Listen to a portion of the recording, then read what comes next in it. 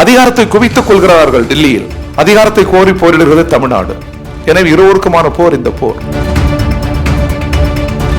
ஆளுநர் நியமிக்கப்பட்டவர், ஆனால் முதல்வர் தேர்வு செய்யப்பட்டவர். நியமிக்கப்பட்டவர் தேர்வு செய்யப்பட்டவருடைய அதிகாரத்தில் குறுக்கீடு செய்து கொண்டே இருக்கிறார். இது தமிழ்நாட்டினுடைய உரிமைகளுக்கான போர். தமிழ்நாட்டு முதல்வர் அவர் தலைமையில் தான் நாங்கள் கூட்டணியில் இருக்கிறோம். முதல்வர் துவக்கி இருக்கிற போராட்டம் என்பது டாக்டர் கலைஞர் பழுத்த அரசியல் தலைவர் அவரே சொன்னார், மக்கள் நல கூட்டணியில் நாங்கள் தோற்றும்போது கம்யூனிஸ்டுகள் இல்லாத சட்டமன்றம் என்னால் ஏற்க முடியவில்லை என்று சொன்னார். டெல்லியில் யார் ஆட்சி செய்கிறார்களோ அவர்களுக்கு அடிமணிகிற ஒரு ஆட்சி தான் மாநிலங்கள் இருக்க வேண்டுமா? ஒரு மொழி சார்பின்மை, இனம் கலாச்சார சார்பின்மை நிலவுகிற நாடு நம்முடைய நாடு. 1000 மதங்கள் இருக்கும், ஆனால் இந்தியாவிற்கு என்று ஒரு மதம் இருக்காது.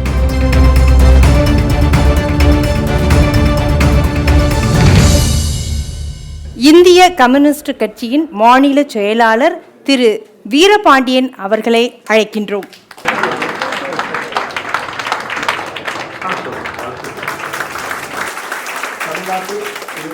மாணவர்களே, நண்பர்களே, உங்கள் அனைவருக்கும் இந்திய கம்யூனிஸ்ட் கட்சியின் தமிழ்நாடு மாநில குழுவின் சார்பில் வணக்கத்தை தெரிவித்துக் கொள்கிறேன். கம்யூனிஸ்டுகளுக்கு ஏன் வாக்களிக்க வேண்டும், அவர்கள் அணி சேர்ந்திருக்கிற கூட்டணிக்கு ஏன் வாக்களிக்க வேண்டும் என்கிற அரசியல் கருத்துக்களை உங்கள் முன்னால் பகிர்ந்து கொள்வதற்கு நீங்கள் அனுமதிக்க வேண்டும். அறிவில் சிறந்த அடுத்த தேசத்திற்கான தலைமுறை நீங்கள். உங்களை நம்பி நாடு இருக்கிறது, வீடு மட்டுமல்ல நாடு இருக்கிறது. எனவே கல்வியால் தான் பெரும் மாற்றங்களை கொண்டு வர முடியும். ஒரு 18-20 ஆண்டுகளுக்கு மேல் சிறையிலிருந்து வெளியில் வந்தவர் நெல்சன் மண்டேலா. மண்டேலாவை பார்த்து கேட்டார்கள், நீங்கள் ஏதாவது உலகுக்கு சொல்ல வேண்டும் என்று.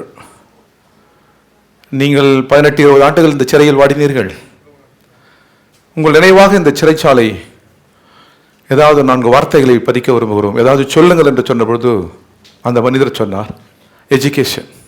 So education is a powerful weapon which is using the new world and the change the world. அந்த கல்வியை கொண்டு மதிப்பெண்கள் பெறுவதல்ல, தங்கள் வாழ்க்கையை உயர்த்திக் கொள்வதல்ல, அந்த கல்வியை கொண்டு சமூகத்தை மாற்றுவது, உலகத்தை மாற்றுவது. அப்படினால் எத்தகைய கல்வி, எத்தகைய சமூகம்? அவரே சொன்னார், மேலாதிக்கம் இல்லாத, சுரண்டுகிற உலகம் இல்லாத, ஆணும் பெண்ணும் பெரிய நாடும் சிறிய நாடும் மதிப்புடன் வாழ்கிற, இயற்கையை அனைவருமாக பாதுகாத்து பகிர்ந்து அடுத்த தலைமுறைக்கு தருகிற ஒரு புதிய உலகம் குறித்து நீங்கள் சிந்திங்கள் என்று சொன்னார். மிகுந்த ஆழமான அரசியல் வார்த்தை அந்த வார்த்தை. அதையே நான் மறுமொழி செய்து உங்களிடம் உரையாட விரும்புகிறேன். வருகிற சட்டமன்ற தேர்தலும் வர இருக்கிற நாடாளுமன்ற தேர்தலும் மிக மிக முக்கியம்.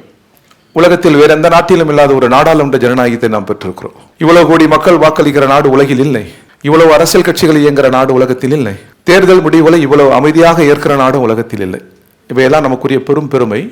அதே போன்று இந்தியா போன்ற ஒரு பன்முக நாடு உலகில் இல்லை. இவ்வளவு மொழி பேசுகிற மக்கள் இல்லை, இவ்வளவு கலாச்சார பாகுபாடுகள் கொண்ட மக்கள் இல்லை. இந்த வேற்றுமைக்குள் ஒற்றுமையாக வாழ்கிற நாடும் உலகில் இல்லை. இல்லை என்றால் பிற நாடுகளை நாம் கடந்து செல்கிறோம் என்று பொருள் அல்ல, அவ்வளவு சிறப்பு இருக்கிறது நம்ம நாட்டிற்கு. இந்த பன்முகத்தின் அடித்தளமாக சார்பின்மை தான் இருக்கிறது. மதச்சார்பின்மை, ஒரு மொழி சார்பின்மை, இனம் கலாச்சார சார்பின்மை நிலவுகிற நாடு நம்முடைய நாடு. 1000 மதங்கள் இருக்கும், ஆனால் இந்தியாவிற்கு என்று ஒரு மதம் இருக்காது. இந்தியாவிற்குள் 1000 மதம் இருக்கும், ஆனால் இந்தியாவிற்கு என்று ஒரு மதத்தை யாராலும் சொல்ல முடியாது. இந்தியாவின் மதம் இது என்று யாரும் சொல்ல முடியாது. இந்தியாவின் மொழி என்று ஒன்றை சொல்ல முடியாது. ஆனால் பல 100 மொழி இந்தியாவுக்குள் இருக்கும். பன்முகத்தின் அடித்தளம் சார்பின்மை, சார்பின்மையுடைய உச்சம்தான் இந்தியா. இதை குறிவைத்து தகர்க்கிறவர்கள் அத்தகைய அரசியல்வாதிகள், கருத்தியலாளர்களுக்கும் இந்த பன்முகத்தையும் சார்பின்மையும் காக்க வேண்டும் என்பவர்களுக்குமான போர் தொடங்கியிருக்கிறது. உலகத்தின் அரசியல் சாசனத்தை ஒப்பிட்டால் பிரிட்டிஷ், அமெரிக்காவை சொல்லுவார்கள் most tallest democracy in the world. ஆனால் அவர்களெல்லாம் இந்தியாவின் அருகில் கூட வர முடியாது. இந்தியாவின் அரசியல் சாசனம் அவ்வளவு உயர்வானது. டாக்டர் அம்பேத்கர், ஜவஹர்லால் நேரு, இன்னும் பல மேதைகள் நமக்காக இந்த சட்டத்தை வகுத்தளித்திருக்கிறார்கள். சட்டத்தின்படி ஆட்சி, சட்டத்தின்படி நீதி, ஜனநாயக விழுமியங்கள் இருக்கிறது அல்லவா, தனி நிறுவனங்கள், அவை அரசியல் கலப்பக்கூடாது, அவை தனித்தனியாக இருக்க வேண்டும், நீதிமன்றம். அதே போன்று பல்வேறு ஜனநாயக விழுமியங்கள் இருக்கிறது அல்லவா, சோதனை செய்கிற அயல் நாடுகளிலிருந்து வருகிற பொருளை சோதனை செய்கிற, உள்நாட்டிலேயே சோதனை செய்கிற அரசு நிறுவனங்கள் இருக்கிறது அல்லவா? இவையெல்லாம் தனித்தனியாக இருக்க வேண்டும். தேர்தல் ஆணையம் உட்பட இதை சுற்றி வளைக்கக்கூடாத ஒரு அரசு. இப்படித்தான் சட்டம் இருக்கிறது. ஆனால் இன்றைக்கு யாவும் சுற்றி வளைக்கப்பட்டிருக்கிறது. சட்டத்தின் ஆட்சி முறை கேள்விக்குள்ளாகி இருக்கிறது, நாடாளுமன்ற ஜனநாயகம் கேள்விக்குள்ளாகி இருக்கிறது, பல கட்சி இயங்குமுறை கேள்விக்குள்ளாகி இருக்கிறது, மதச்சார்பின்மை கேள்விக்குள்ளாகி இருக்கிறது. இவர்கள் இன்றைக்கு அதிகாரத்தில் இருக்கிறார்கள். இத்தகைய கருத்தியல் அதிகாரத்தில் இருக்கிறது. இது கூடாது என்கிற கருத்தியல் கொண்டவர்களின் அணியில் நாங்கள் இருக்கிறோம். எனவேதான் எங்களுக்கு வாக்களிக்க வேண்டும் என்று நாங்கள் கேட்கிறோம். தமிழ்நாட்டை பொறுத்தவரை, தமிழ்நாட்டில் ஏன் எங்கள் கூட்டணிக்கு வாக்களிக்க வேண்டும், எங்கள் கட்சிக்கு ஏன் வாக்களிக்க வேண்டும் என்று சொன்னால், கம்யூனிஸ்டுகள் இருக்கிற இடம் கரத்தால் உழைக்கிற மக்களுக்கான குரலாக இருக்கும். அமர்த்தியாச்சன் சொன்னது போன்று நாடாளுமன்றத்தில் நாங்கள் தோற்றுவிட்டோம். பல முறை தோற்றிருக்கிறோம், பல முறை வெற்றி பெற்றிருக்கிறோம். நாங்கள் தோற்ற போது அமர்த்தியாசன் சொன்னார், நோபல் பரிசு பெற்றவர், கம்யூனிஸ்டுகள் இல்லாத நாடாளுமன்றம் பெரும் நெருக்கடிக்குள்ளாகும். டாக்டர் கலைஞர் பழுத்த அரசியல் தலைவர், அவரே சொன்னார், மக்கள் நல கூட்டணியில் நாங்கள் தோற்றபோது கம்யூனிஸ்டுகள் இல்லாத சட்டமன்றம் என்னால் ஏற்க முடியவில்லை என்று சொன்னார்.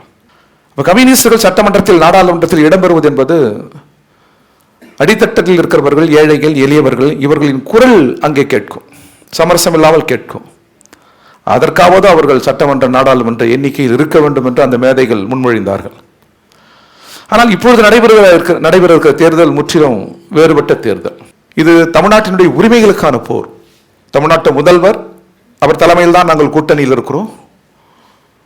முதல்வர் துவக்கி இருக்கிற போராட்டம் என்பது மாநில உரிமைகளை காக்கிற போர், நாடாளுமன்ற ஜனநாயகத்தை காப்பதற்கான போர், சட்டத்தின் ஆட்சி முறையை காத்து அடுத்த தலைமுறைக்கு தருவதற்கான போர், கூட்டுசெய்வுக்கான ஒரு போர் இது, கூட்டாட்சி முறைக்கான போர் இது. ஒன்றிய அரசு அதிகாரங்களை குவித்துக் கொள்கிறது, எஞ்சியிருக்கிற அதிகாரங்களில் குறுக்கீடு செய்கிறது. அதற்கு ஆளுநரே ஒரு உதாரணம்.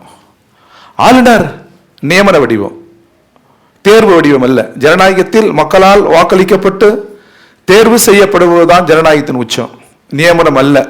ஆளுநர் நியமிக்கப்பட்டவர், ஆனால் முதல்வர் தேர்வு செய்யப்பட்டவர். நியமிக்கப்பட்டவர் தேர்வு செய்யப்பட்டவருடைய அதிகாரத்தில் குறுக்கீடு செய்து கொண்டே இருக்கிறார். அதற்கு காரணம் ஒன்றிய அரசு. மாநிலங்களின் தனித்த தன்மையில் தலையீடு செய்யக்கூடாது.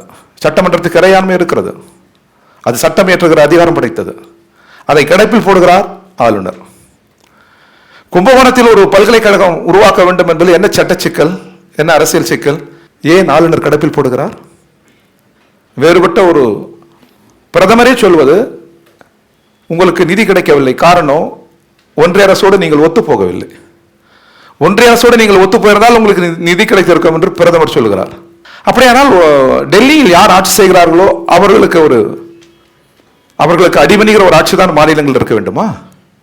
அப்படியானால் இது கூட்டாட்சி சிதைப்பதல்லவா, சட்டத்தின் ஆட்சி முறை சிதைப்பதல்லவா? ஜனநாயகத்தில் நேர் எதிர் கருத்து தானே, எதிர்மறை கருத்துக்கள் தானே ஜனநாயகத்தை வளர்க்கும். அதன் கதவுகளை மூடலாமா? அந்த சிந்தனை குரல் உலையை நெரிக்கலாமா? நெரிக்கிறது ஒன்றிய அரசு. அதை எதிர்த்து தமிழ்நாடு முதல்வர் போர் தொடுக்கிறார். கூட்டணி தலைவராக அவர் இருக்கிறார், நாங்கள் அதில் அணி சேர்ந்திருக்கிறோம். எனவே வழக்கமாக வந்து போகிற தேர்தல் அல்ல இந்த தேர்தல். இது ஜனநாயகத்திற்கும் ஜனநாயகத்தை மறுப்பவர்களுக்குமான போர். அதிகாரத்தை குவித்துக் கொள்கிறார்கள் டெல்லியில், அதிகாரத்தை கோரி போரிடுகிறது தமிழ்நாடு.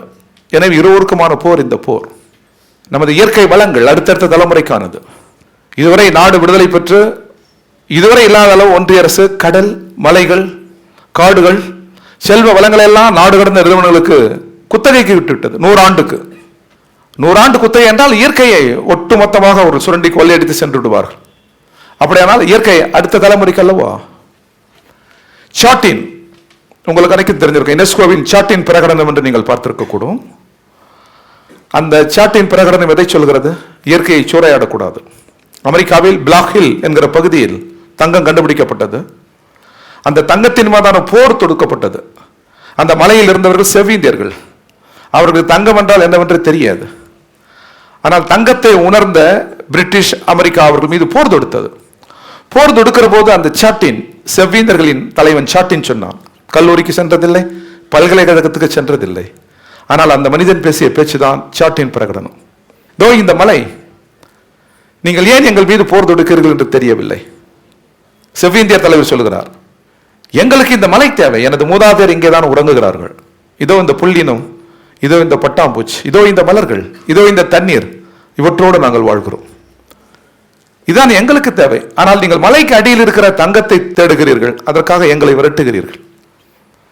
இந்த மலையும் நீங்கள் சொல்லுகிற தங்கமும் இயற்கை வளமும் கருப்பு குழந்தைகளுக்கும் வெள்ளை குழந்தைகளுக்குமானது. நீங்களும் நானும் சேர்ந்து நின்று பாதுகாத்து அடுத்த தலைமுறைக்கு தர வேண்டியதை ஏன் சூறையாடுகிறீர்கள் என்று அன்றைக்கு கேட்டார் செவ்விந்திய தலைவர். இன்றைக்கும் சூறையாடல் தொடர்கிறது. அமெரிக்கா, பிரிட்டன், மேற்கு ஐரோப்பிய நாடுகள் உலகையே சூறையாடுகிறார்கள். அவர்களுக்கு கதவு திறந்து விடப்படுகிறது, இந்தியா உட்பட. எனவேதான் நாங்கள் இந்த ஒன்றிய அரசுக்கு எதிரான ஒரு அரசியல் போரை துவக்கி இருக்கிறோம். தமிழ்நாட்டில் அதற்கான ஒரு கூட்டணி அமைத்திருக்கிறோம், இந்தியாவிலும் கூட்டணி அமைத்திருக்கிறோம். இது வெறும் இயல்பில் வந்து போகிற தேர்தல் அல்ல. நமது நாடாளுமன்ற ஜனநாயகத்தையும் நமது இயற்கை வளங்களையும் பாதுகாத்து அடுத்தடுத்த தலைமுறை, அடுத்தடுத்த சந்ததிகளின் கைகளில் ஒப்படைக்கக்கூடிய மகத்தான போர் இந்த போர். எனவே இந்த போரில் எங்கள் கூட்டணி வெல்ல வேண்டும், திமுக வெல்ல வேண்டும், அதன் கூட்டணி வெல்ல வேண்டும், தமிழ்நாடு வெல்ல வேண்டும் என்று நாங்கள் உங்கள் முன்னால் வேண்டிக் கொள்கிறோம். எனவே நீங்கள் எங்களுக்கு வாக்களிக்க வேண்டும் என்று கேட்டு நிறைவு செய்கிறேன். நன்றி, வணக்கம். மின்னம்பலம் வழங்கும் சட்டப்பேரவை தேர்தல் 2026 தலைவர்களுடன் மாணவர்கள் நேருக்கு நேர் 2.0. Title sponsor Lalitha jewellery. co-presented by Milky Mist. powered by Yasco shirts, trousers, dhotis, Aswin Sweets and Sai Developers. Location partner King Makers IAS Academy. Refreshment partner Chitra Coffee. மின்னம்பலம்.com தமிழின் முதல் மொபைல் பத்திரிகை.